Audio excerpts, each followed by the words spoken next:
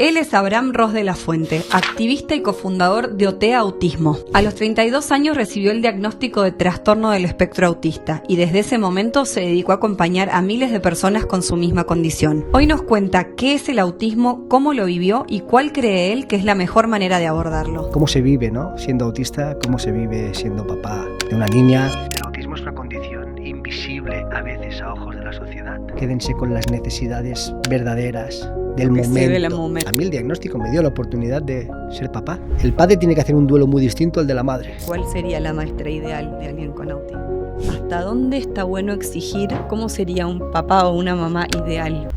En el episodio de hoy tenemos un melonazo. Estoy muy feliz de tener acá una persona que para mí es pura admiración, porque él no solo se dedica al autismo, sino que él es autista y hoy nos va a contar desde su lado cómo se vive el autismo, cómo podemos ayudar a alguien que tenga autismo, cómo podemos ser parte de su vida e impulsarlo a que cada vez sea mejor y esté mejor y se sienta más feliz y no apagarlo. Así que tengo el placer de presentarles hoy a Abraham. Gracias por estar acá, de verdad. Mil gracias. Muchas gracias, Loli, por esta invitación. Nunca me habían presentado como melón. Como se dice en México, un melonazo. Como se dice en México, súper chingón, ¿no? Ah, mira. Muchas gracias por tus palabras, por este tiempo, ¿no? Por tu tiempo, por el tiempo de todos ustedes y por darme la oportunidad de alzar la voz, ¿no? De decir, de poner voz a cómo se vive, ¿no? Siendo autista, cómo se vive siendo papá de una niña, cómo se vive en las dificultades que a veces la sociedad no ve, ¿no? Así que vamos a hablar de todo esto. Así que gracias. Me encanta. Contame, Abraham, para el que no sepa bien, ¿qué es el autismo y cuántos grados de autismo existen? El autismo, esta palabra que tanto miedo da, que tanto asusta, que cada vez más personas a nuestro alrededor tienen esta condición. El autismo es una condición de vida neurológica que afecta a distintas áreas. ¿Y qué áreas son esas que las personas autistas tenemos? Más limitadas, más comprometidas. La sociabilidad, la rigidez mental, la comunicación, la parte emocional, la parte sensorial. Estas áreas que todas las personas tenemos, en el autismo se tiene un poco más comprometido. Y estas áreas son las que el DSM-5, la Organización Mundial de Trastornos y Enfermedades Mentales y Diagnósticas en Estados Unidos, han llegado al acuerdo de que el autismo tiene 3 grados. ¿Y qué son los grados? Los grados es la necesidad de apoyo que necesita la persona. ¿Apoyo de qué? Todo lo que tienes que hacer durante el día a día. Evidentemente, que el primer grado antiguamente era el síndrome de Asperger, la parte sociabilidad, la parte rígida, la flexibilidad de pensamiento, estaban más comprometidas. Grado 1, apoyo. El DSM-5 dice leve. La palabra leve es una palabra que a mí no me gusta nada porque cuando tú dices que algo es leve, le estás restando importancia. Y cuando a un papá le decimos, no, su hijo es autista, pero es leve, ¿eh? La mamá y el papá tratan de agarrarse a esa palabra que un profesional les ha dicho, que es leve, ¿eh? No se nota, no pasa nada, ¿eh? Sí que pasa mucho, porque cuando tú restas importancia a lo que tu hijo, a lo que tu hija, a lo que tu alumno está sintiendo y que quizá no sabe el por qué lo está sintiendo, estamos haciendo más difícil esta condición invisible. Claro. Porque yo soy autista, pero si no me llegas a presentar como persona autista, seguramente las personas que no conocen el autismo no se hubiesen dado cuenta, ¿no? Entonces el autismo es una condición invisible a veces a ojos de la sociedad, sobre todo en el grado 1. Vos sos grado 1. Yo soy grado 1, antiguo síndrome de Asperger. En el 2013 el DSM-5 eliminó la palabra Asperger del manual diagnóstico y lo introdujo dentro del trastorno del espectro autista. Eliminó la palabra Asperger por varios motivos que ahora no diremos, ¿no? Y porque nos extenderíamos mucho y creo que ya hay muchos lugares donde saber el por qué la palabra Asperger se eliminó. Y soy persona dentro del espectro grado 1, alto funcionamiento. Okay. ¿Y el grado 2 cómo sería? El grado 2, ¿qué es? Una persona que requiere mucho más apoyo en muchas más áreas, muchas más veces del día. Se dice que el 40% de acciones van a necesitar apoyo. Y el apoyo es apoyo emocional, acompañamiento, ayuda a comprender las cosas, incluso en clase, estos niños que acuden con un maestro sombra, ¿no? Este tipo de apoyos más notorios, más visibles. Y después tenemos el grado 3. El grado 3 vendría siendo lo que antiguamente conocíamos como un autismo severo. Difícilmente una persona con grado 3, de grado 3, va a ser independiente en su totalidad. ¿Y qué se conoce como una persona independiente clínicamente hablando? La persona que es capaz de tomar decisiones por sí misma, a pesar de que la decisión que tomen no sea la mejor. Pero es una persona que puede valerse por sí misma. Entonces el grado 3 vendría siendo aquella persona, ¿no?, que se le dificulta mucho la comprensión, el lenguaje, la toma de decisiones, el hacer cosas por sí misma, el autocuidado personal. Claro. Esto vendrían siendo los grados en el autismo. Pero lo que yo siempre digo y me gustaría explicar es el autismo. Cada persona lo vive de una manera distinta. Por mucho que a mí me digan, no, es que tú eres grado 1, no, es que tú eres grado 2.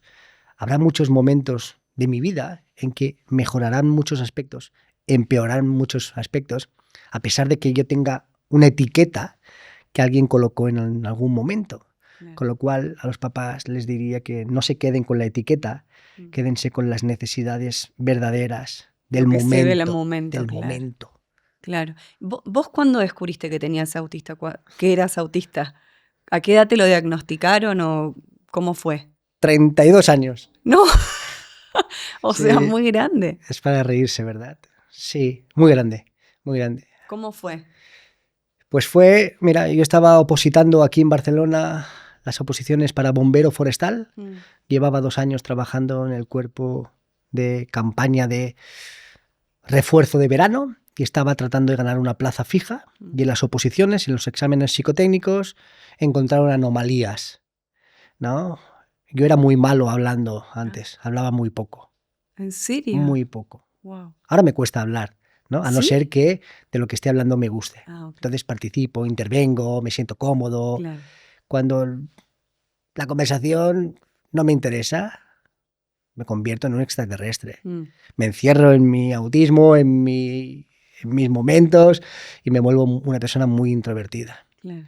Antes no sabía diferenciar esto, no sabía cómo actuar, ¿no? Y siempre me mostraba, o sea, no mostraba, ¿no? Si no me preguntaban, no hablaba, frases muy cortas, respuestas muy secas, ¿no? Entonces, esa parte la llevaba muy mal. Pero en los exámenes, los escritos se me dieron muy bien, los orales se me dieron muy mal. Entonces, el psicólogo del centro, ya me conocían, yo llevaba 2 años trabajando con ellos, dijeron, ¿cómo puede ser que este chico, que lo conocemos, que trabaja bien, que es aplicado, sus exámenes sean tan malos unos de otros?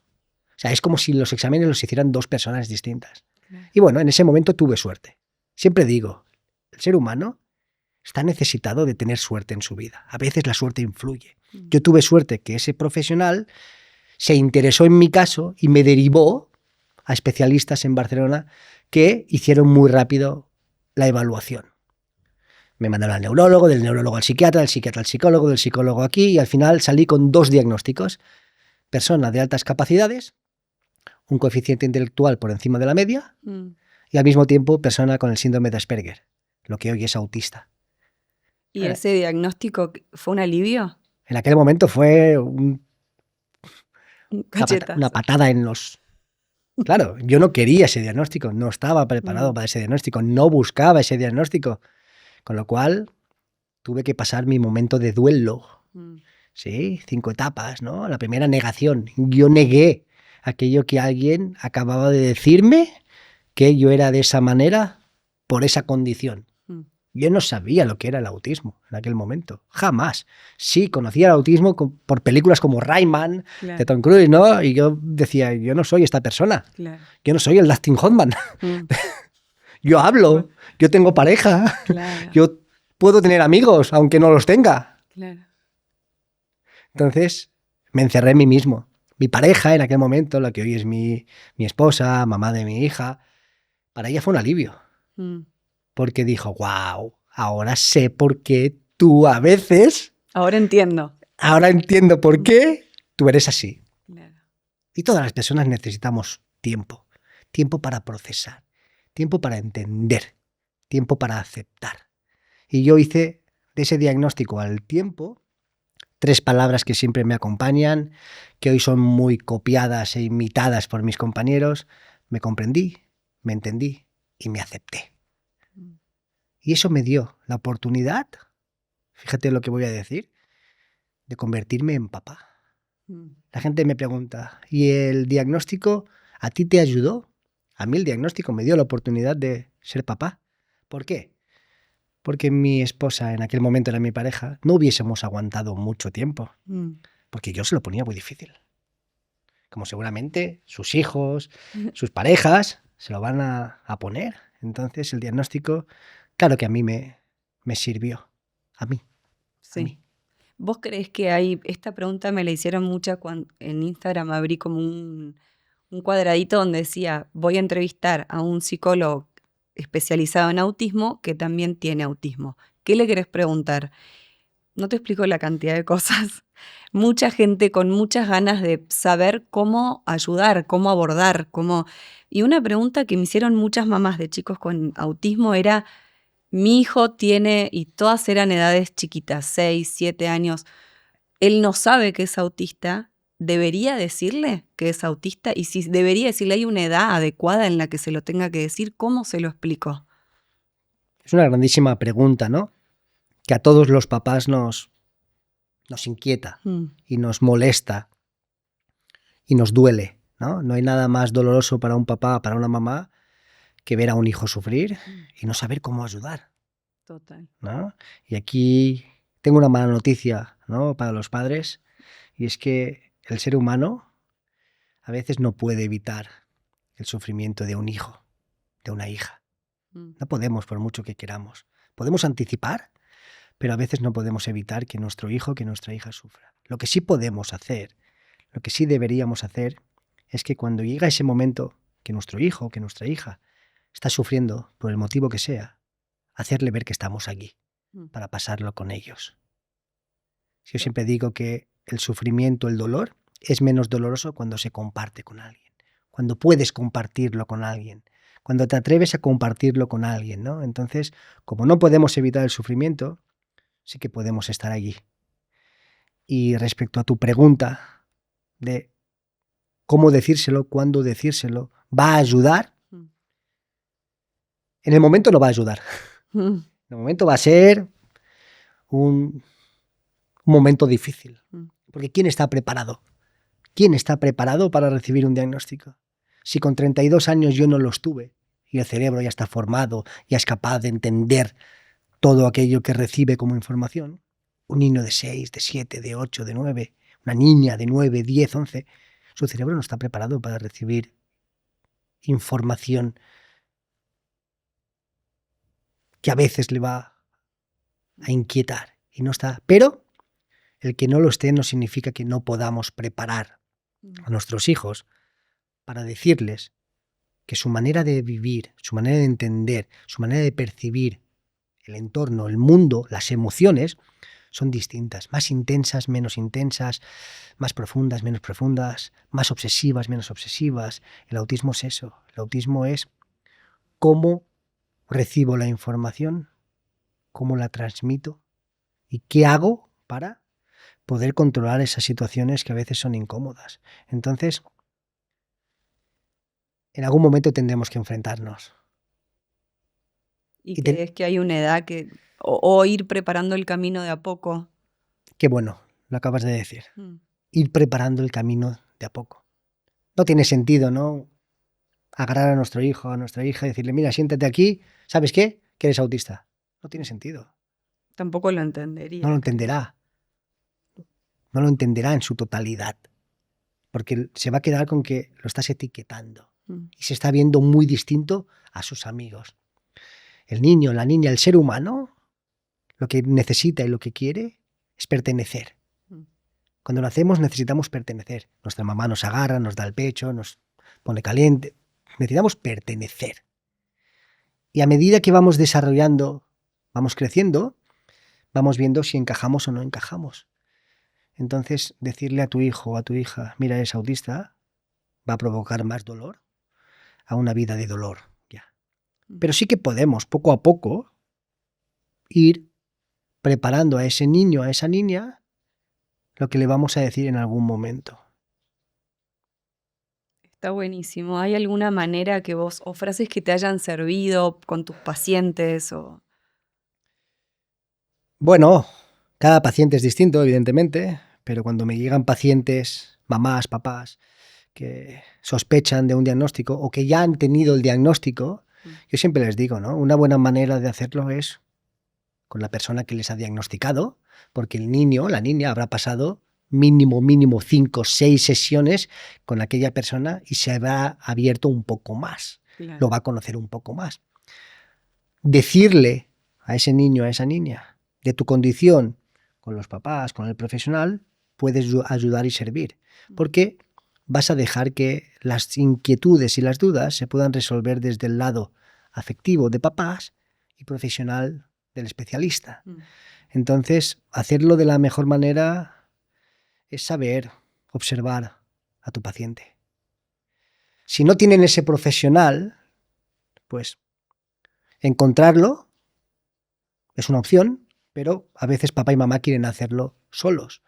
Entonces, papá y mamá tienen que hacerlo desde la humildad de saber ponerse en el lado del hijo, de la hija, no solo de papá y mamá. Porque a veces papá y mamá necesitan cosas que tu hijo y tu hija en este momento ni quieren ni necesitan.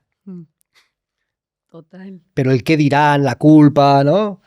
Las emociones que tenemos por dentro y que tu hijo y tu hija en este momento quizás no puedan entender, ¿no? Entonces... O no lo están ni siquiera viviendo como el padre lo está viviendo. Claro. El padre también tiene que hacer un duelo. El padre tiene que hacer un duelo muy distinto al de la madre. Ah. El padre normalmente hace el duelo de sus proyecciones que había proyectado en su hijo, en su hija. En el momento del diagnóstico se rompen. Pero son los sueños, son las proyecciones de papá, no son las de tu hijo o tu hija.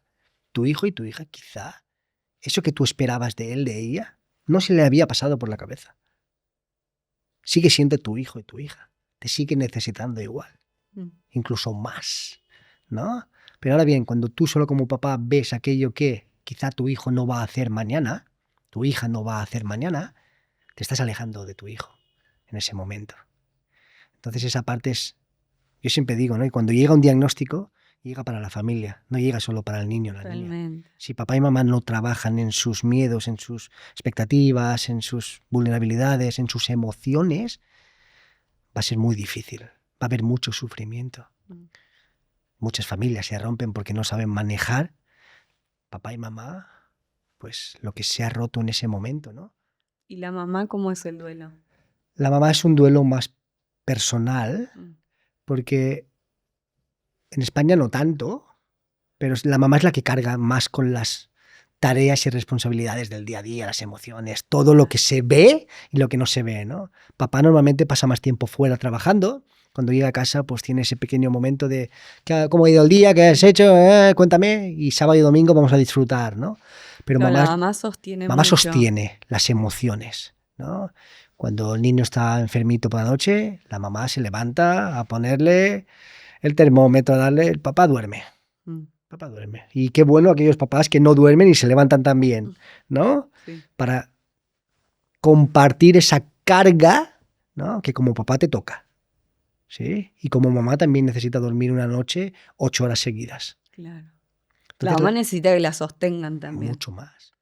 Con lo cual, como necesita que la sostengan mucho más, necesita trabajar sus emociones que nadie ve. La gente solo ve la conducta, el comportamiento final.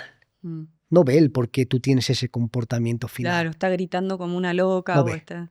Ve y juzgamos a la mamá que en el supermercado grita al niño o a la niña que vengas aquí, ¿no? Pero nadie ve que quizá la mamá lleva 14 horas despierta, ya le ha dicho 20.000 veces ven aquí, que no es culpa del niño, que no sepa, es el entorno, ¿eh? Pero si nos enfocamos en la conducta final de la mamá, somos muy injustos con esa mamá. Sí. Muy injustos. Entonces, mamá lo vive de distinta manera, desde el lado emocional. Las mujeres son más emocionales que los hombres, mucho más. Con lo cual necesitan ser escuchadas muchas más veces. Y por su pareja también. Y por su pareja. Y es algo que las parejas no hacemos. Porque tenemos otros... Esta comunicación entre los papás de un niño con autismo es muy, muy importante. El trabajarse cada uno por su lado, pero el después poder encontrar una manera de yo te sostengo, vos me sostenés y estamos juntos en esto. Claro, ¿no? es muy importante. Y no lo hacemos. O lo hacemos solo cuando vemos un ultimátum o cuando vemos... ¡Uy! Qué fuerte, sí, totalmente. ¿Cómo fue tu infancia? ¿No tenías tu diagnóstico y qué sentías en el colegio, con tus amigos? ¿Cómo era? Bueno, echar la vista atrás es muy fácil ahora, Claro, sí. ¿no? El tiempo ayuda a eso, ¿no? A que la carga que cargamos todos a nuestras espaldas nos duela un poco menos o la entendamos un poco más. Cuando hacemos las dos cosas, nuestra vida se equilibra, ¿no? Entonces, mi infancia en aquel momento, hoy creo que a pesar de ser difícil, no era más difícil que la que podía estar viviendo otro compañero. Porque todas las personas cargamos cosas distintas. Volvemos a lo mismo. Lo que reflejamos es lo que cargamos, ¿no? Y en aquel momento, sí, mi papá, no tuve papá, fue un muy mal papá, un papá muy violento. Entonces eran otros tiempos. ¿Tu papá estaban casados? Sí. Okay. Yo tengo 2 hermanos, una hermana mayor, un hermano menor. Yo soy el sándwich, el del medio. Y yo era un niño muy violento de pequeño, porque lo veía en casa. Claro. Mi papá era un hombre muy violento. Golpes con mi mamá y malos tratos. Entonces, en aquella época, hace 40 años, no era tan fácil como hoy divorciarse, ¿no?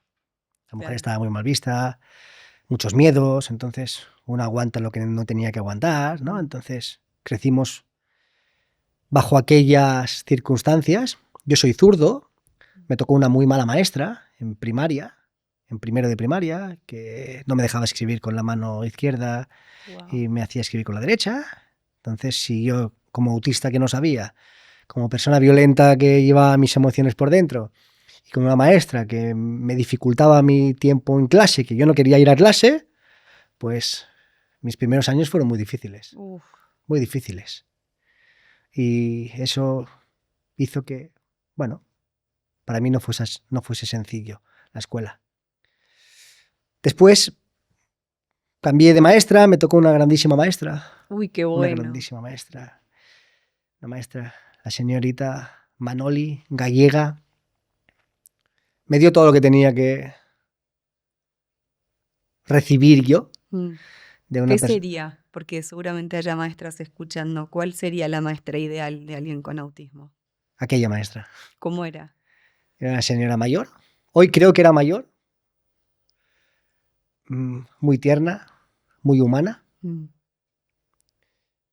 muy observadora. Exigía, evidentemente que exigía, pero exigía con amor, exigía con educación, exigía con sabiendo hacer las cosas. Me daba mi tiempo, ¿no? Lo primero que hizo fue ponerme pegadito a su mesa para que ella pudiese tocarme cuando yo me desregulaba. ¿En serio? Me tocaba así de la mano y me decía, Abraham, ¿qué necesitas? O Abraham, ¿quieres ir un ratito al recreo? Y lo hizo de una manera tierna. Entonces me supo dar mi tiempo, mi espacio con mis compañeros para yo sentirme uno más. Y eso que participaba muy poco yo, no me gustaba salir frente a mis compañeros, ella la observó y evidentemente que antes la educación era un poco distinta hoy. Te hacían salir mucho más frente a tus compañeros a resolver problemas, ¿no? Yo tenía pánico. Incluso si sabía hacerlo, decía que no sabía para no salir. Claro. Me negaba. Me ponía rojo como un tomate. La exposición te mata. No. Y ella lo vio. Entonces lo que hizo fue no exponerme. Y cuando los demás iban al recreo me decía, Abraham, hoy nos quedaremos tú y yo un ratito. Y pues me hacía que le demostrase que yo sabía hacer las operaciones y todo aquello. Pero en privado. En privado. Claro. En privado. Hoy seguramente los profesionales dirán, no, pero es que eso no está bien porque estás minimizando y no estás trabajando aquellas vulnerabilidades del niño. Sí, pero a mí me funcionó. Entonces, hoy... Depende de cada uno. Claro. Entonces, hoy se pueden hacer las cosas de distinta manera. Pero nunca hacerle pasar mal a un alumno algo que en aquel momento no está preparado. Totalmente. Entonces, mi infancia fue difícil. Pasamos situaciones muy difíciles, muy difíciles, muy difíciles. Abandono de mi papá, desahucio de alguna casa, intentos de suicidio de mi papá. Dura. Muy dura, muy dura, muy dura. ¿Y en el colegio con tus amigos, cómo te sentías? ¿Te sentías apoyado, acompañado? ¿Era como un relajo ir al colegio o era una exigencia que no podías controlar? Yo todas las mañanas, yo he madrugado mucho y antes de que sonara el despertador yo ya estaba despierto. Me iba al baño a llorar en silencio porque no quería ir a la escuela. Creo que mi mamá nunca lo supo, que yo lloraba en el baño, ¿no? Después me iba a la panadería a comprar el pan. Yo soy una persona muy, muy ordenada, ¿no? Y lloraba porque no quería ir a la escuela. ¿Por qué no querías? No estaba cómodo. O sea, para un autista, sacarlo de su zona de confort es lo peor que puede haber. Y yo, aunque no supiera que era autista, no sabía el por qué lo pasaba tan mal. Porque luego llegaba a la escuela y veía a todos mis compañeros pasarlo bien y la escuela no era un mal lugar. Las escuelas no son unos malos lugares, a no ser que tengas la mala suerte de que te hagan bullying, ¿no? Esa maestra, pero la maestra, pues, al fin y al cabo... ¿Te hacían bullying a vos en el colegio? No. ¿Por qué? Porque yo era el mayor de la clase porque esa maestra me hizo repetir 2 cursos. Repetí primero de primaria y repetí segundo de primaria. Con lo cual, cuando a mí me tocó en tercero la buena maestra ya, hasta final de mi secundaria, ¿no? Hoy sería bachillerato, yo ya era el mayor de la clase. Tenía 2 años más que mis compañeros. Claro. Entonces... Te tenían más respeto. Me tenían más respeto. Aparte, la gente siempre teme al que no ve como ellos. Entonces yo era violento. Claro. La gente tenía miedo de hacerme algo porque yo rápidamente me iba a golpes con el maestro, con el director, con el papá, con quien fuera. Quien fuera. Y claro, con 8 años no pasa nada, pero cuando tienes 11, 12, 13, ya tienes más fuerza. Entonces, a mí jamás me hicieron bullying. Jamás. ¿Pero te sentías solo o qué era lo que te angustiaba del colegio? Mira, solo es una palabra en la que tiene muchos significados, ¿no? A mí me encanta estar solo, me encanta. Lo disfruto, lo necesito, lo busco. Ahora bien, sentirse solo es muy distinto. Claro, estar y sentir. Claro. A las personas autistas nos encanta estar solas. Ahora, lo necesitan. Lo necesitamos. Nos regulamos en ese momento. La parte sensorial, el entorno caótico, no sabes manejar esas emociones y te desregulas por la parte sensorial. La gente, el calor, los ruidos, lo que sea, que a ti te desregula. Entonces, en nuestra soledad encontramos esa regulación emocional. Entonces, yo necesito estar solo. Ahora, no me gusta sentirme solo. ¿Sentirte solo qué es? Que no cuentan contigo, que te desplazan, que no tienes con quién estar, que no encuentras sentido a lo que es tu vida. ¿Y sentías eso o no? Cuando uno es pequeño creo que no percibe el mundo con esa magnitud, pero sí que lo percibes en que tus amigos no cuentan contigo. Si llega el sábado no te invitan, si llega la fiesta no estás invitado, y esas cosas, aunque no las percibía del todo, sí que podía verlas, ¿no? Sí que podía sentirlas. Entonces, crecer de esa manera, al fin y al cabo, es no encajar. Sí que duele. ¿Y cómo se puede hacer para ayudar a alguien que está en esa situación? Por ejemplo, siendo no solo la maestra, pero por ahí, esto también me lo preguntaron un montón en la cajita de preguntas, siendo mamá de un chico que tiene un amigo con autismo en su clase. ¿Qué necesitan saber esas mamás? ¿Cómo pueden ayudar, cómo pueden acompañar, cómo pueden impulsar a que ese chico en su casa no se sienta solo un sábado, pero que tampoco el hijo sienta una carga al tener que invitarlo a un cumpleaños? O ¿cómo se gestiona eso? Has dicho algo que le has dado en el clavo, ¿no? ¿Cómo podemos ayudar, pero tampoco hacerle ver que tiene que invitarlo, ¿no? Claro, como una obligación. Son dos cosas que se alejan, ¿no? Estamos en un momento en que la inclusión, ¿no? Escolar, la inclusión laboral, la inclusión forma parte de todas las bocas, ¿no? Y a la hora de la verdad, ¿quién incluye? ¿Quién tiene que hacerlo obligatoriamente? ¿Quién tiene una cámara que le está grabando y no puede excluir porque te van a señalar? Claro. ¿No? Entonces tienes miedo a que te señalen, a que te critiquen, a que tu empresa le sancione, a que tu escuela se vea expuesta a la opinión pública, ¿no? Pero a la hora de la verdad, todos excluimos. Porque nos molesta el niño que grita, nos molesta la niña que tenemos que invitar a la fiesta, ¿no? ¿Y cómo podemos hacerlo? Pues desde todos los lados. Cada persona es responsable de lo que hace, de lo que muestra y de lo que quiere transmitir, en este caso a los hijos, ¿no? Yo siempre digo que el único responsable de que a un niño, a una niña no se le invite a una fiesta de cumpleaños son los papás. Cuando son pequeños los niños, hablamos de 3 a 9. Cuando yo doy una fiesta el domingo de mi hija, de mis compañeros de clase, y mi hija no invita a Laura, a Juan, a Abraham o a David, es culpa mía que yo he revisado la lista y no me he preocupado de, Julia, ¿por qué no invitas a tal persona? Aunque no quieras, aunque no te lleves muy bien, esa niña, ese niño está esperando que alguien la invite. Cuando mi hija tenga 18 años ya invitará a quien pueda, yo no podré. No, ya no vas a ya no poder. ¿No? Y cuando tenga 16 y quiera ir al centro comercial a ligar con sus amiguitos, tampoco puede decir, no, tienes que ir con no. Pero hoy que tienes 6, hoy que tienes 7, es mi responsabilidad hacerle ver que aquella niña, aquel niño, le podemos dar una oportunidad. Luego ya decidirá el niño o la niña de si va o no va. Pero tiene que tener la invitación. Tiene que tener la invitación. Eso está buenísimo, sobre todo hablando de cumpleaños o fiestas donde... Pero en el día a día, quiero invitar a Juanita a jugar a casa. Por ahí te pasó o por ahí Claro. no, pero debe haber mucha gente a la que nunca le invitaron. Nunca le invitaron. ¿Y cómo podemos hacer? Pues preocupándonos, ocupándonos más que preocupándonos. Cuando tú te ocupas de las cosas diariamente, no te tienes que preocupar. Y le tienes que dar alternativas y pedirle el por qué con ese niño, con esa niña, no le das la oportunidad. También tenemos que hacerle ver que se ponga en la situación, que se atreva a ponerse en la situación del niño o la niña que ella está rechazando. Trabajar la empatía. Claro. ¿Y cómo se trabaja?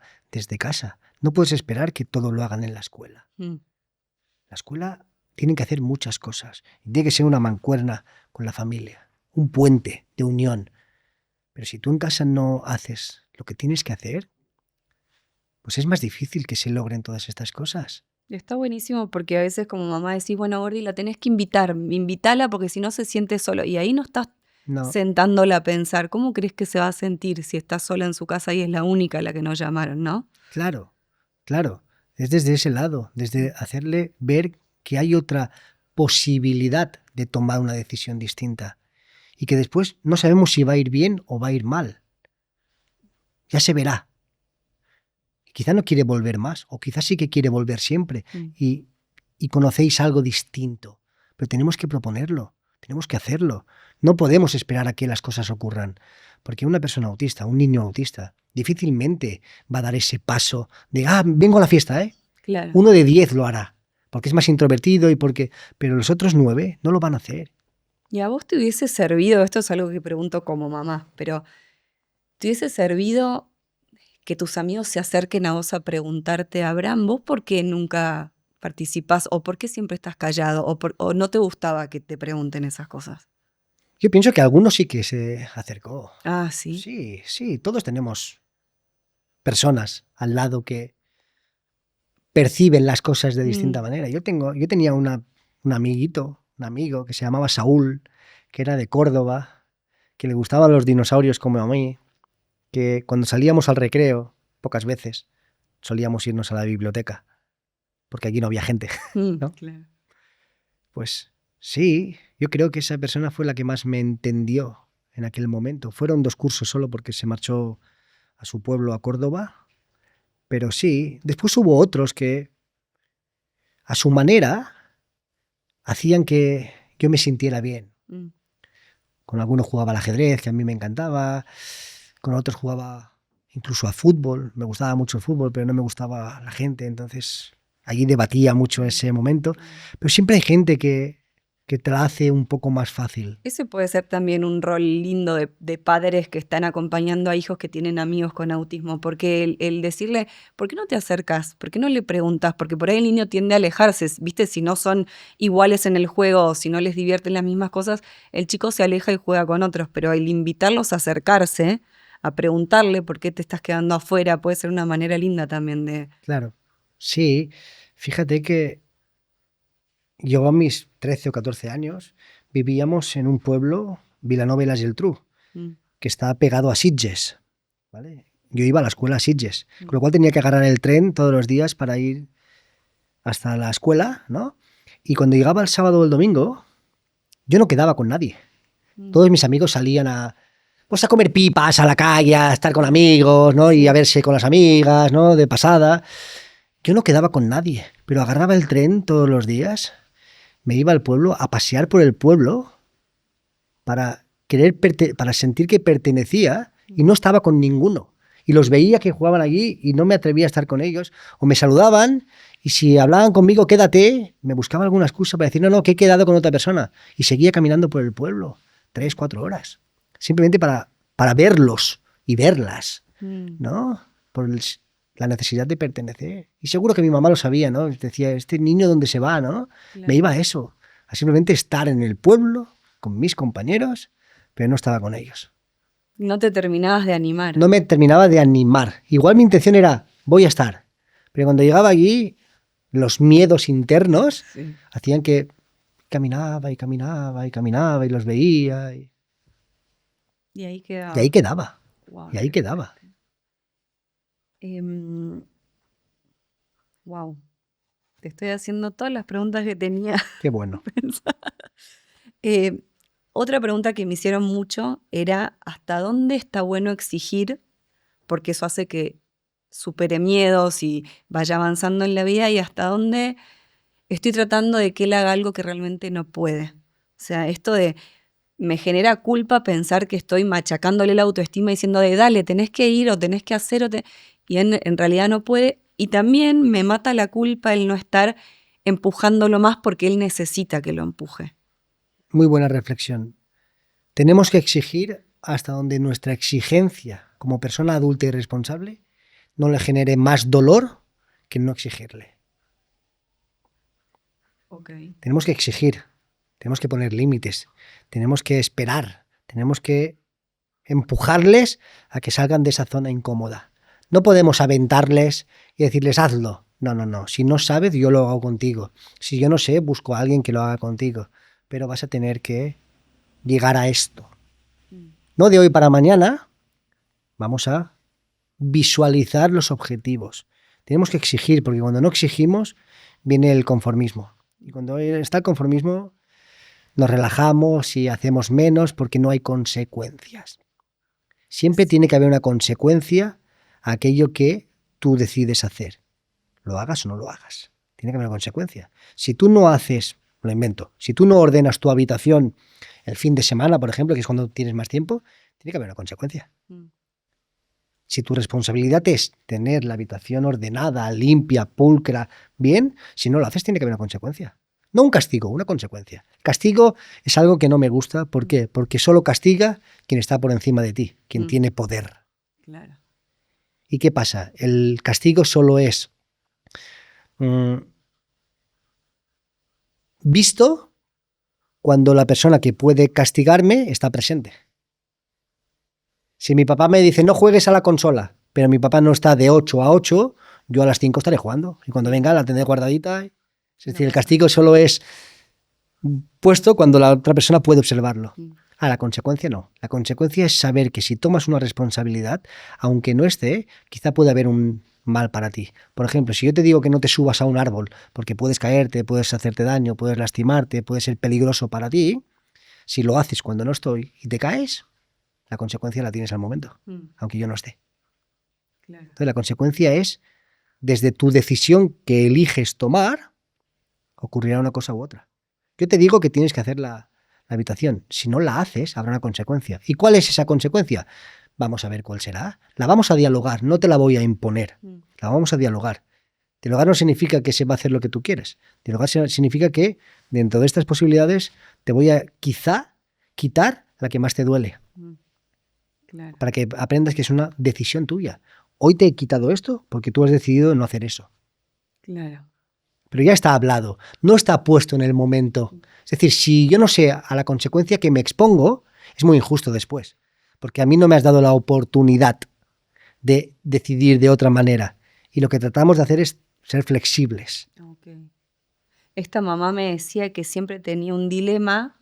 Es una amiga mía que la amo aparte. Y ella me decía, siempre tengo un dilema porque mi hijo necesita desconectar un poco y se va a la tecnología, se encierra y juega sus jueguitos. Y yo nunca sé hasta dónde dejarlo estar ahí todo el tiempo que él quiera, porque se pasaría el día entero, o sacarlo de ahí y después pienso, y bueno, y si lo estaba necesitando en serio, y ¿qué estoy haciendo? ¿Lo estoy haciendo bien, mal? Mira, la mitad no. Casi todos los profesionales te van a decir que la tecnología estamos haciendo mucho daño con nuestros hijos. Seguramente te lo dicen desde la posición cómoda, ¿no? De, no le des una tablet a tu hijo, no le des un celular a tu hijo. Bueno, yo siempre digo que hay momentos y momentos. Esto nos está pasando con nuestra hija. ¿Qué edad tiene tu hija? 9 años, va para 10. En febrero cumplirá 10. Con lo cual, ahora entra a la escuela a las 9, se queda al comedor y hasta las 5 no sale. Llegamos a casa a 5:30. Son muchas horas para ella de regulación emocional. Al principio del curso tratamos... Perdón, te hago una pregunta. Sí. Esto es de la ignorancia total. Me decís, de regulación emocional significa que ella todo el tiempo en el colegio se está sintiendo como contenida, exigida o... Correcto. ¿Eso es algo que pasa mucho en el autismo? Pasa mucho en el autismo, sí, porque puede ser hipersensible, es que recibe toda la información con mayor fuerza, o hipo que no siente, ¿no? Entonces se está conteniendo, ¿no? De la gente que la abraza, de la exigencia de la maestra, de que le piden mucha información, de que esto, de todo. Entonces, claro, son muchas horas en las que no puede hacer quizá lo que le gustaría en ese momento. Entonces sale de la escuela muy desregulada. Y nosotros lo que hacíamos es, pues después tiene que hacer tareas, ¿no? Tiene que ir a patinaje, tiene que ir a baile, entonces es más cansancio. Y lloraba y pataleaba, empezó a tener conductas un poco más peligrosas, ¿no? Como que se quería empezar a golpear. Y tuvimos que hacer un alto, mi esposa y yo, y decir, no lo estamos haciendo bien, tenemos que hacer algo. Claro. Porque nos está pidiendo la tablet, pero no se la queremos dar porque le decimos que primero tiene que hacer otras obligaciones y no nos iba bien. Y tuvimos que pasar un mes así, ¿qué hacemos? ¿En qué bajamos? Y ahora lo que hacemos es, sale de la escuela y llegamos a casa, si no tiene actividad extraescolar, papá, me voy un ratito con la tablet, ¿eh? Hemos comprado un cronómetro, pero de estos de niño, ¿no? Que ella le da la vueltecita. Tienes 15 minutos y cuando se acaba el tiempo, pipi, pipi, suena, ¿no? Es un temporizador para ella ser consciente del tiempo que le queda para esta tarea que puede tener. Por ejemplo, la tablet. Tienes 20 minutos para tu tablet para... Después, recuérdate que tienes que hacer un poquito de dictado o lo que sea y después tenemos que bañarnos y tenemos que ir aquí y le vamos poniendo tiempo ella misma para que se gestione porque así ella anticipa. La anticipación en el autismo es muy buena. ¿Por qué? Porque estamos minimizando las posibles incertidumbre de lo que ocurrirá después. Cuando tú sabes lo que va a ocurrir después es un poco más fácil. Claro. Entonces, a esos papás que se encierran en la habitación todo el tiempo, pues todo el tiempo no. Tiene que haber unos límites. Pero que lo necesita y está bien. Lo necesita. Y te lo digo ya no solo como profesional, como persona autista. Y con el tiempo irán aprendiendo a regular esas partes, pero desde la exigencia. No puedes encerrarte todo el tiempo en tu habitación con la tablet, con el ordenador, con el videojuego, no. Hay y cosas esto que tienes hablas de la anticipación sirve para todo. O sea, hoy vamos a ir a un lugar donde va a haber mucho ruido, te vas a sentir agobiado, siempre Sí, puedes venir y decirme y nos vamos, como sí, anticiparle eso ayuda. sí, la anticipación es buena porque le estás dando alternativas para que su cerebro se prepare de aquellas cosas que se va a encontrar. Después igual has anticipado y es un desastre, porque Claro. la imprevisibilidad existe, ¿no? Y tú Total. dices que vamos a ir mañana aquí y mañana está cerrado. Y llevas una semana planificando y ¿ahora qué? Mm. Pues ahora te toca saber enfocarlo y saber reaccionar. Pero la anticipación es buena porque dejas menos cosas al azar. Y sabes que si vamos a ir a un centro comercial, te puedes llevar tus audífonos para el ruido, un scrunchie para apretar, para regularte, o algo que tú sientas que te ayuda a estar mejor. Entonces, la anticipación va bien. Y hay otras personas que la anticipación no va tan bien. Pues bueno, hay que observar y ver qué funciona y qué no funciona. Habrá cosas que van bien y cosas que no. Debe ser difícil también teniendo muchos hijos. Creo que el hijo con autismo te va a exigir cosas muy diferentes a lo que te exigen los otros y empiezan los celos, las comparaciones, sostener Sí, varias personalidades debe ser fuerte. pues afortunadamente o desafortunadamente solo tengo una hija. Mm. Vale por 5. Vale por 5 porque es intensa y es increíblemente niña y dulce y todo lo que tiene que ser, todo lo que quieres que sea un hijo, ¿no? Pero aquellos papás que tienen otros hijos, a veces los otros hijos necesitan cosas muy distintas a las que necesita tu hermano o tu hermana.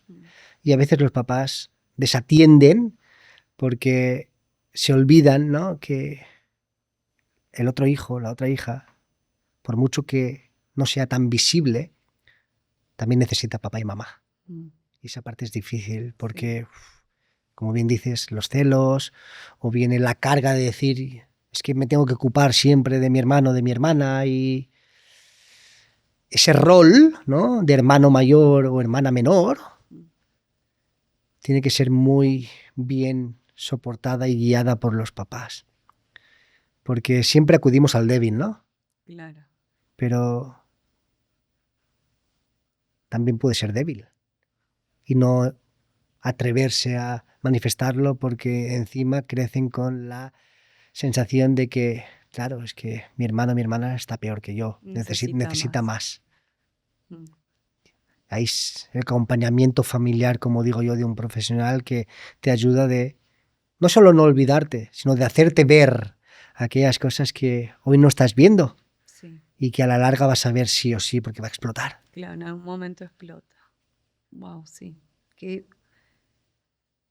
difícil ser un buen papá o una buena mamá siempre, y con un hijo que tiene autismo te sentís mucho más desafiada en el sentido de que los otros hijos te demandan más. Y ¿cómo sería un papá o una mamá ideal? Que vos decís, ojalá todos pudiéramos ser así de comprensivos, empáticos. ¿Cómo sería? ¿O qué te hubiese gustado que tus papás sean que no fueron? Bueno, yo creo que los papás se convierten en buenos papás cuando crecemos, ¿no? Cuando somos pequeños no vemos que nuestros papás son buenos o que son malos, ¿no? Vemos que te prohíben, claro, o vemos que te consienten, pero no vemos la dificultad que conlleva el ser papá, el ser mamá. Que la decisión que está tomando papá y mamá cuando te prohíbe algo es por tu bien de ahora, ¿no?, pero también por tu bien del futuro. Claro. Y tú como hijo, como hija no lo ves hasta que no creces. Y hasta que no te conviertes en papá y mamá, quizá no que dices, wow.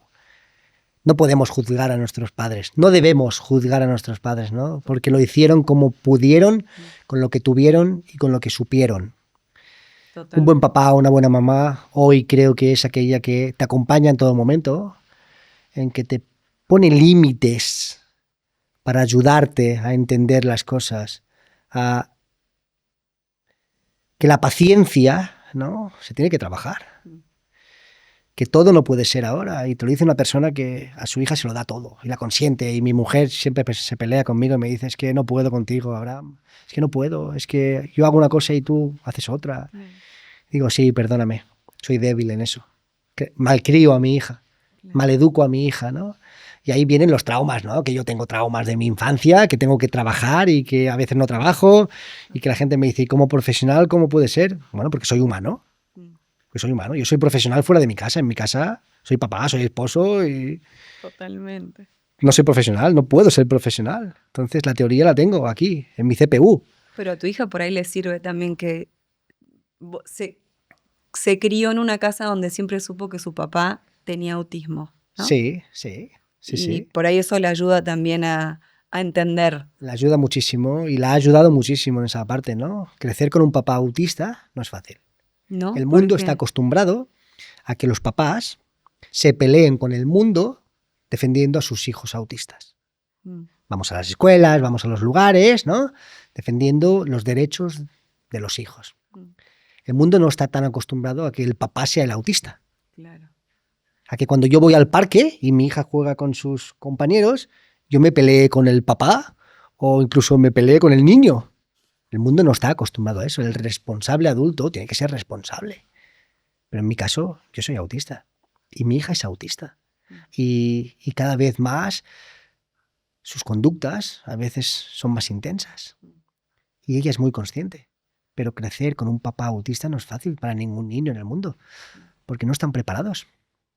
No están preparados por el por qué papá grita en un cumpleaños o por qué se abruma cuando tocan sus cosas o desordenan sus cosas o mueven sus cosas.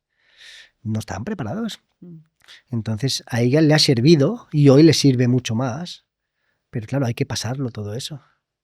¿Y para tu mujer, cómo es estar enamorado para alguien con autismo? Bueno, para mi mujer, pues hoy la conozco mucho más porque incluso ella ha hecho podcast, la han entrevistado y ser mujer de una persona autista cuando no sabes que es autista es muy difícil, muy difícil. Y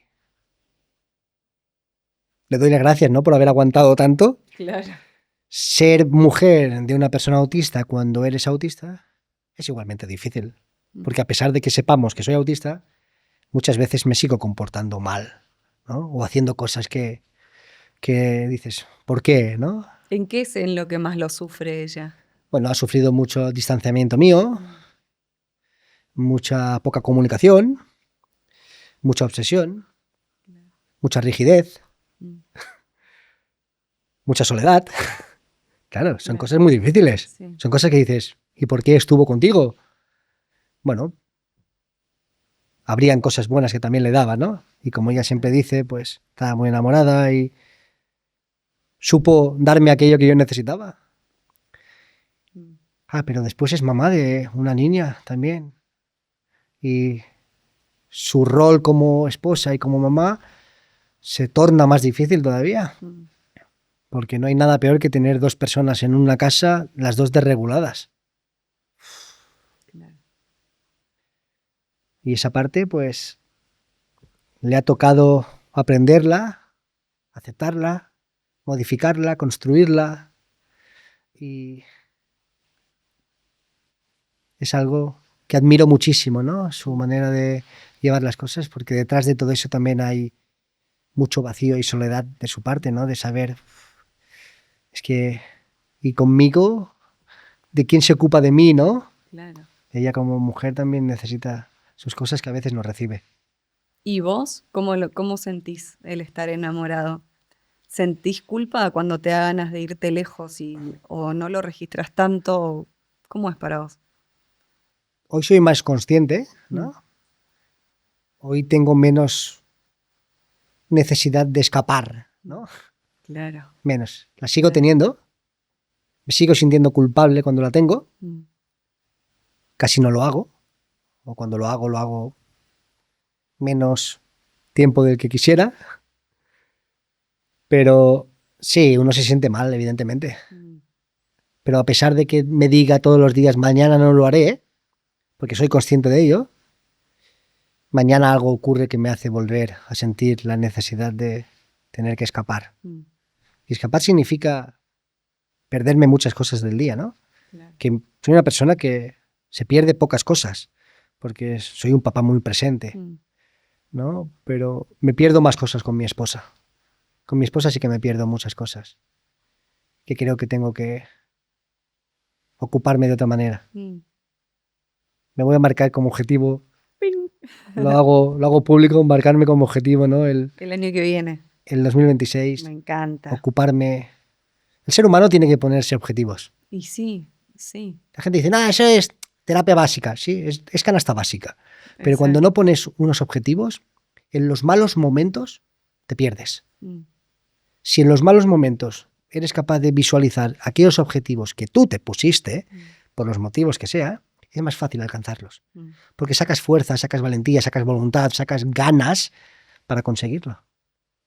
Por eso la gente en marzo ya no va al gimnasio, ya vuelve a fumar, porque es un objetivo que puse simplemente por poner. Claro. Hay que comprometerse. Hay que comprometerse con el objetivo que tú pones. Nada te lo garantiza, salvo la voluntad de querer esforzarte cuando no tienes ganas. Cuando dentro de ti todo te dice, no lo hagas, cuando los miedos, cuando la parte X del individuo sale, miedos, creencias, pensamientos, cuando salen, son las que te gritan, deja esto que no vale la pena.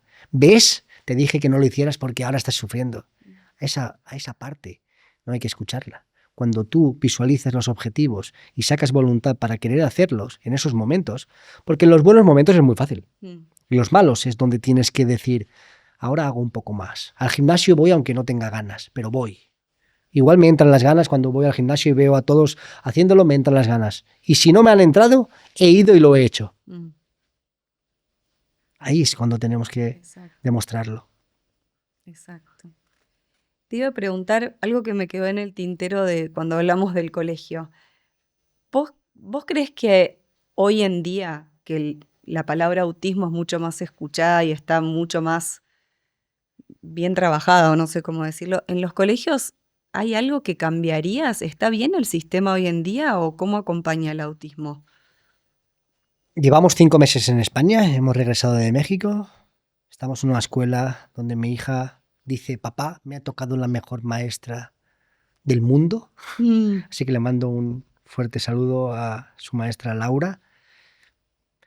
Creo que los maestros les estamos exigiendo mucho, están muy, muy solos, hay maestros buenos, maestros menos buenos, lo que está mal es el sistema educativo, obsoleto, el sistema no mira por las necesidades de los alumnos, a pesar de que hay muchas escuelas cada vez más preparadas y maestros cada vez más dispuestos y más concientizados, pero un maestro cierra la puerta y tiene 25 niños, con 25 problemas en su casa. Un papá ausente, un papá violento, una mamá que no está, una condición invisible, un diagnóstico no diagnosticado, un niño con inseguridades. Y los maestros, a pesar de estar preparados, no tienen las herramientas adecuadas. Entonces, creo que a las escuelas les falta mucho para lograr esa inclusión verdadera. No que el papá necesita, que el niño y la niña necesitan. Pues 3 cosas que dirías, mira, estaría bueno que el colegio haga o cambie o modifique o no sé. Algo que estaría bueno. Se está haciendo el currículum adaptado a las necesidades del niño y de la niña, se está haciendo, pero lo haría más visible y más accesible, ¿sí? Después, evidentemente que todas las escuelas deberían estar sensibilizadas y capacitadas para saber reaccionar ante una situación de un niño o de una niña que se desregula y no tener que decir, esperar, no, es que la semana que viene vas a ir con la psicóloga o la psicopedagoga para que te vea. No, en el momento las escuelas tendrían que tener un protocolo de intervención, ¿sí?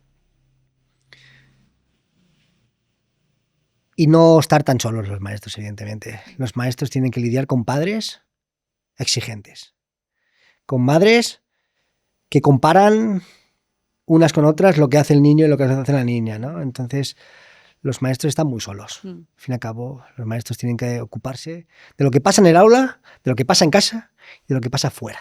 Entonces, esa responsabilidad no tiene que caer sobre el maestro. Porque lo que ocurre es esto, ¿no? Que empieza el curso escolar este año y el 24% de maestros siguen de baja del año pasado. No han empezado el curso escolar porque siguen de baja. Junio, julio, agosto de baja. Porque si en septiembre no han iniciado, es que la baja la tienen desde junio. Algo estamos haciendo mal con los maestros para que una profesión que es vocación repercute en su salud mental, en su estrés, en su ansiedad. Algo estamos haciendo mal. Sí. Entonces, el sistema educativo tiene que cambiar para que ese maestro, esa maestra, que le pone muchas ganas, no se sienta tan solo. Y con respecto a esta era otra, pero la última en realidad que me quedó, se escuchó mucho que las vacunas podían tener como una influencia muy fuerte en el autismo. ¿Vos crees que es así? Las vacunas y la alimentación es lo que yo más escuché. Dos temas muy importantes, muy controversiales. Mira, cuando entendamos que el autismo, yo nací siendo autista, con lo cual la vacuna no tiene nada que ver con mi autismo. Entiendo, ¿no?, que muchas mamás, muchos papás, en muchos lugares del mundo, no, es que le puse la vacuna a los 3 años y todo empezó a cambiar. Evidentemente, porque de 0 a 3 años el desarrollo del niño no es tan visible, no es tan conductual como después. Los primeros 3 años es más gesticular, es más empezar la comunicación verbal, pero no está la conducta formada, ¿no? Y no es tan visible. De hecho, antes, hasta los 3 años, no te diagnosticaban, ¿no? Porque no sabíamos identificar, observar, ¿no?, los patrones, los rasgos, ¿no?, de una posible condición. Las vacunas. Detrás de las vacunas hay muchas empresas, ¿no? Hay mucho marketing, muchos intereses, ¿no?, que no voy a hablar por no generar conflicto, pero hoy sabemos que la vacuna no tiene nada que ver con mi autismo. Hay genes. ¿La alimentación? La alimentación, evidentemente que la alimentación influye en todo ser humano. Ahora bien, no hay ninguna evidencia científica demostrable que diga que mi autismo empeora por una mala alimentación. Mejora, evidentemente. También mejora a mi esposa, que no es autista, si come mejor. Una dieta equilibrada en todo. Ahora bien, metales pesados, gluten, caseína, eso no hace que yo sea más autista. Okay. ¿Qué significa? Que si a mi hija le doy chocolate todas las tardes, va a dormir peor y va a tener peor conducta, evidentemente, porque sus picos de glucosa y de actividad pues están más elevados. Si se los regulo, va a estar más tranquila, mejor. Okay. Pero su autismo no se vuelve más autista, claro. Si come pasta con gluten o pasta sin gluten. La alimentación indispensable en todo ser humano. Intolerantes y alérgicos se tienen que quitar alimentos. Por su salud. Totalmente. No Sí. por una condición. Sí, totalmente. La alimentación es necesaria en todo ser humano para tener una vida equilibrada, para sentirte mejor, para estar mejor, para vivir mejor, en todo. Evidentemente que una mala alimentación de azúcares te inflama, claro, haces peor digestión, estás más irritable, te hace que duermas peor, con lo cual el día siguiente rindes menos, estás menos concentrado, repercute en la salud de una persona. Totalmente. Pero no me hace más autista si como chocolate o no. Perfecto. Bueno, Abraham, yo te pregunté todo lo que te quería preguntar, así que estoy muy feliz. Y hablamos mucho de los padres de alguien con autismo, pero este último mensaje quiero que se lo digas a una persona con autismo que te está escuchando. ¿Qué mensaje le darías? A las personas autistas les diría que vivan su vida. Que el autismo ya es difícil de por sí, ¿no? Te pone un poco las cosas más difíciles, ¿no? Estamos muchas veces juzgados, ¿no?, juzgadas por aquella persona que no comprende lo que es el autismo, que no te va a dar aquello que tú necesitas, que tú esperarías, incluso que muchas veces tienes el derecho a recibirlo, como es la educación. Pero les diría a las personas que, con trabajo, rodearte de personas que te acepten como eres, que no te obliguen a cambiar, ¿no?, que no te exijan cambiar. Hace un poco la vida más fácil. Mi autismo es muy distinto al autismo de mi hija, al autismo de mi vecino, al autismo de mi paciente, pero sigue siendo autismo. Y aquello que nos une o nos identifica o nos etiqueta dentro de esta casilla no son mis fortalezas. Las personas autistas no somos autistas porque nos aprendemos los mapas de las carreteras, o porque leemos más rápido, o porque somos muy buenos en las matemáticas. Las personas autistas somos autistas porque es nuestras vulnerabilidades, nuestras áreas comprometidas, son las que nos hacen un poco la vida más difícil y nos alejan, ¿no? Mi sociabilidad, evidentemente, que mi sociabilidad hace difícil la interacción con las personas. Y eso es algo que tenemos en común. Y mi rigidez mental de saber adaptarme a las circunstancias. Entonces les diría a esas personas que encuentren a alguien que les ayude a encontrarse, a aceptarse, ¿no? Y a trabajar en esas inseguridades y miedos que todos tenemos. Y que a partir de ahí todo cambia. Cambia cuando uno quiere que cambie. No cambia porque los demás te etiquetan o te separan. Y que a pesar de ser una vida solitaria en muchos momentos, no tiene que ser una mala vida, ¿no? ¿Sos feliz hoy? Muy feliz. Bueno, ese es un re lindo mensaje. Muy feliz. Hago lo que quiero, estoy donde quiero, con quien quiero, haciendo lo que quiero. Y a pesar de que hay muchas dificultades en mi día a día, soy yo quien dirige esas dificultades, quien se enfrenta a esas dificultades. ¿Quién decide, hoy no me ocupo de esta dificultad porque no quiero, porque no puedo, pero mañana sí? Y mañana me pongo un recordatorio, tienes que hacer esto, ¿no? Y hoy estoy aquí, en este podcast, contigo, que te agradezco muchísimo. Un placer. Y desde que me invitaste hace ya 2 semanas, todos los días me he buscado una excusa para no venir. Mis miedos internos. Mira. Hace 8 años no hubiese venido. Hoy sé que esto me hace feliz. No hablar en público, ni compartir, sino el atreverme a que esto es lo que a mí hoy me da felicidad. Y para una persona será tocar el piano, para otra persona será escribir cartas, para otra persona será bailar, para otra persona será ir a la montaña. Cuando uno es consciente de que los pasos que da los hace por el camino que le acercan a ese bienestar, a esa tranquilidad, eso es la felicidad. Aunque a veces no quieras dar el paso, como te pasó a vos. Aunque a veces no quieras dar el paso. Hoy que lo diste, ¿te sentís bien? Me sentí pleno, me siento bien. Genial. Y eso es lo que tenemos que hacer las personas. Animarnos. Animarnos y atrevernos. Pero para atrevernos tenemos que a veces que encontrarnos un profesional, un amigo, una persona que te ayuda, que te empuja a que en esos momentos que no quieres, sepas que sí puedes tener y tomar otra decisión. Ay, me encantó, Abraham. Ahora te voy a hacer abrir el librito. Ay. A ver qué toca, ¿eh? Vos me tenés que decir ya y vamos a ver qué mensaje te da mi papá a vos. Venga. Y a todos los que escuchan. Qué bonito. A ver. Ya.